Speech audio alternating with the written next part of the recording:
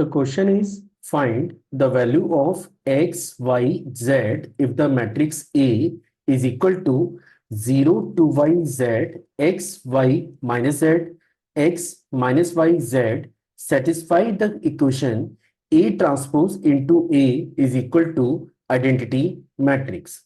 So let's see how we are going to solve the given problem. तो चलिए शुरू करते हैं। तो फर्स्ट ऑफ ऑल तो मैं मैट्रिक्स के डाटा को एक बार नोट कर लेता हूं। तो आप देख सकते हैं कि आपको एक मैट्रिक्स गिवन है which is the 3 into 3 order. और अगर मैं इसके फर्स्ट रो के डाटा को नोट करूं तो ये आपके पास है 0 to y, 0 to y z। Second row को अगर आप चेक करें तो ये डाटा आपके पास है एक्स वाई माइनस जेड। और थर्ड रो को अगर आप चेक करें तो ये डाटा हमारे पास है एक्स माइनस वाई और जेड के। तो पहला जो काम आपको करना है वो ये है कि आपको गिवन मैट्रिक्स का ट्रांसपोज फाइंड आउट करना है।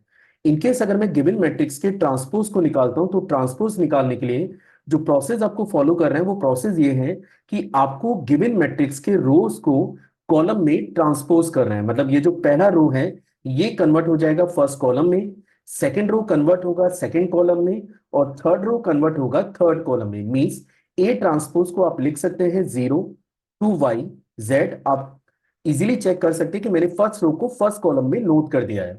सिमिलरली सेकंड कॉलम में हमें डाटा यूज करना पड़ेगा एक्स वाई माइनस जेड, और थर्ड कॉलम में हमें डाटा यूज करना पड़ेगा एक्स माइनस वाई और जेड के। अब आप देख सकते हैं कि क्वेश्चन में जो कंडीशन हमें गिवन है वो ये है कि ए का ट्रांसपोज इनटू ए अगर आप कैलकुलेट करते हैं तो ये मेरे पास एक आइडेंटिटी मैट्रिक्स आ रही है। और अब मुझे पता करना है कि what is the value of X, what is the value of Y and what is the value of Z. तो सबसे पहले तो मैं ए ट्रांसपोज को फिर से एक बार नोट कर लेता हूं।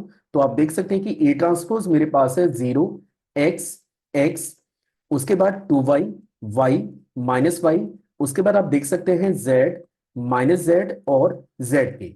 और अब अगर मैं ए मैट्रिक्स के डाटा को नोट करूं तो आप देख सकते हैं कि ए मैट्रिक्स का डाटा मेरे पास होगा 0 to y z, then after x y minus Z, उसके बाद x माइनस वाई और z के। तो ये मेरे पास ए ट्रांसपोज है और ये मैट्रिक्स मेरे पास ए मैट्रिक्स है। और क्वेश्चन में ये दे रखा है कि इन दोनों मैट्रिक्स का जब हम लोग मल्टीप्लाई करते हैं तो we are getting an identity matrix. और आइडेंटिटी मैट्रिक्स ऑब्वियस है वो 3 into 3 ऑर्डर का ही आपको मिलने जा रहा है which is 1 0 0 0 1 0 and then after 0 0 and 1। अब क्वेश्चन में ये बोला गया है कि अगर ये कंडीशन ट्रू है तो आपको पता करना है कि what is the value of X, what is the value of Y and what is the value of Z. तो चलिए देखते हैं कि हम लोग इसके ऊपर कैसे काम करेंगे। अब सबसे पहले तो मुझे इन दोनों मैट्रिक्स का मल्टीप्लिकेशन करना पड़ेगा।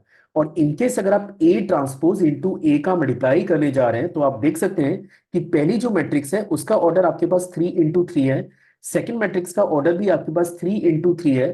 तो जो रिजल्टेंट मैट्रिक्स होगी, मतलब जब आप ए के ट्रांसपोज को ए से मल्टीप्लाई करेंगे तो उस मैट्रिक्स का ऑर्डर भी आपको 3 into 3 ही मिलने जा रहा है। अभी मैं मैट्रिक्स के जो वैल्यूज हैं उनको नोट नहीं कर रहा हूं, उनके जो लोकेशन वाइज वैल्यू है उनको मैं नोट नहीं कर रहा हूं। मैं डायरेक्टली यहाँ पे लिख देता हूं which is A11, A12, A13, और यहाँ पे A21, this is A22, this is A23, और उसके बाद आपके पास थर्ड रो की एंट्री होंगी A31, A32 and then after A33 के। मींस आपको जो मैट्रिक्स मिलने जा रही है उसका ऑर्डर होगा 3 into 3 और इसके एलिमेंट्स होंगे A11, A12, A13। That is another point कि अभी मुझे A11 भी निकालना है, A12 भी निकालना है, और जितना भी डाटा मैंने यहाँ पे फीड किया है ये सारी वैल्यूज मुझे इन दोनों मैट्रिक्स के मल्टीप्लिकेशन से मिलने जा रही हैं। हाँ, तो एलिमेंट हमारे पास है A21, A22, A23, A31, A32 और A33। अच्छा, एक और रीजन है कि मैंने ये डाटा क्यों नोट किया है। काफी बार क्या होता है कि स्टूडेंट मल्टीप्लिकेशन में मिस्टेक कर देते हैं, लेकिन अगर आप इस कॉन्सेप्ट को ध्यान रखेंगे ना कि इनकी एंट्रीज की लोकेशन को अगर आप ध्यान रखेंगे तो आपको मैट्रिक्स मल्टीप्लिकेशन में काफी ज्यादा हेल्प मिल सकती है। जैसे फॉर एग्जाम्पल अगर मुझे ये एलिमेंट की वैल्यू रिक्वायर्ड है तो इसका जो सर्फिक्स है ना ये आपको हेल्प करता है कि ये एलिमेंट आपको मिलेगा कैसे। इसके लिए जैसे मैं आपको बता दूं कि ये A11 है तो पहला वाला जो डाटा है वो रो कंसीडर करिए और सेकेंड वाले डाटा को कॉलम कंसीडर करिए। मतलब अगर आपको A11 की वैल्यू रिक्वायर्ड है तो आपको इसके लिए पहले रो को पहले कॉलम से मल्टीप्लाई करना पड़ेगा। वही करस्पॉन्डिंग एंट्रीज का हम लोग मल्टीप्लाई करते हैं। मैं एक्सपेक्ट कर रहा हूं कि उतना तो आपको क्लियर ही होगा। तो चलिए देखते हैं कि ये डाटा हमें क्या मिलने जा रहा है। अगर मैं पहले रो को पहले कॉलम से मल्टीप्लाई करूंगा तो ये बनेगा 0 इंटू 0, उसके बाद x इंटू एक्स, और उसके बाद फिर से x इंटू एक्स। तो आप देख सकते हैं कि ये बनेगा 0 + x² + x² के।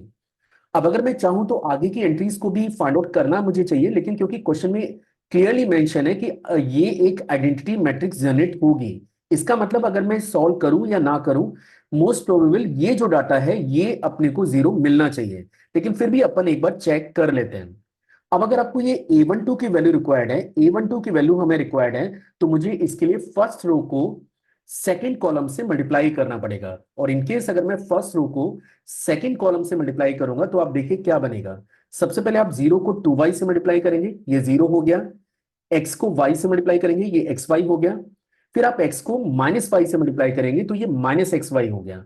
तो आप देख सकते हैं कि ये बन रहा है 0 + xy और -xy के। और वैसे मैंने ये कहा था कि ये डाटा आपको 0 ही मिलने जा रहा है, तो आप देख सकते हैं कि ये क्वांटिटी फाइनली आपके पास 0 में कन्वर्ट हो रही है।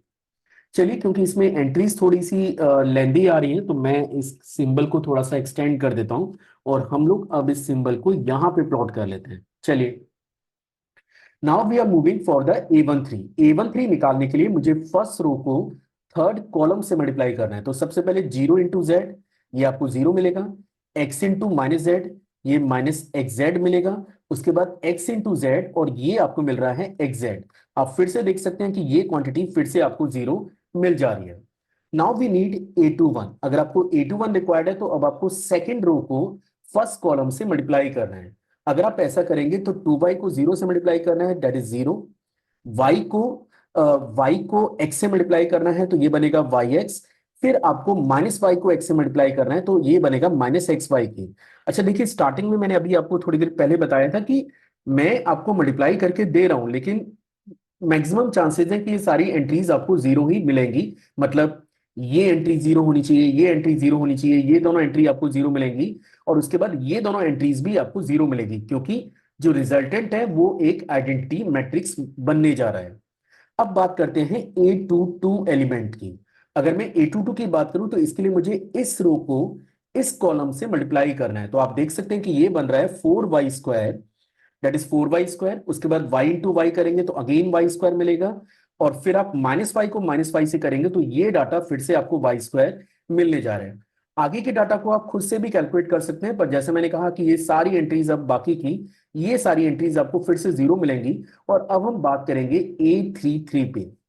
A33 को कैलकुलेट करने के लिए आपको थर्ड रो को थर्ड कॉलम से मल्टीप्लाई करना है। तो आप देख सकते हैं सबसे पहले z को z से करेंगे तो ये मिलेगा z²।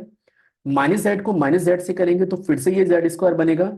और फिर z को z से मल्टीप्लाई करेंगे तो ये फिर से आपको z² मिलने जा रहा है। तो आप देख सकते हैं कि अगर मैं इसे फ्रेशली नोट करूं तो जो मैट्रिक्स मुझे मिली है उसका ऑर्डर 3 इंटू 3 है। सबसे पहले तो इसका ऑर्डर 3 इंटू 3 है। ये जो पहली एंट्री है आप इसे रिप्लेस कर सकते हैं सिंपली 2x² से। ये डाटा 0, ये आपका 0, ये डाटा 0। इसको हम लोग लिख सकते हैं 6y²। देन आफ्टर ये डाटा आपका 0, ये भी 0 है, ये भी 0 है। और इसको हम लोग लिख सकते हैं 3z² की। और क्वेश्चन में ये गिवन है कि ये जो मैट्रिक्स है ये एक आइडेंटिटी मैट्रिक्स के इक्वल है। मींस हम लोग इसे लिखेंगे 1 0 0 0 1 0, देन आफ्टर 0 0 एंड 1। अब इनकेस अगर दो मैट्रिक्स आपस में इक्वल हैं तो उनकी करस्पॉन्डिंग एंट्रीज भी आपस में इक्वल होती हैं। मींस अगर मैं 2x² के ऊपर कमेंट करूं तो 2x², ये डाटा मेरे पास बराबर होगा 1 के। अगर मैं 6y² पे कमेंट करूं तो ये डाटा मेरे पास अगेन होगा 1 के इक्वल। और 3z² की बात करें तो this quantity is also equal to 1। पर आप देख सकते हैं कि क्वेश्चन में आपसे पूछा गया है कि what is the value of x, what is the value of y and what is the value of z। तो आप चाहें तो इसको बस केवल सिंप्लीफाई आपको करना है, x y z की वैल्यू निकालनी है। पर स्टिल आप देखेंगे तो x की दो वैल्यूज हमें मिल रही है, विच इज +-1/√2। सिमिलरली जब आप y की बात करेंगे तो y आपको मिल रहा है +-1/√6। और z की जब आप बात करेंगे तो ये आपको मिल रहा है +-1/√3। So these are the value of x, y and z.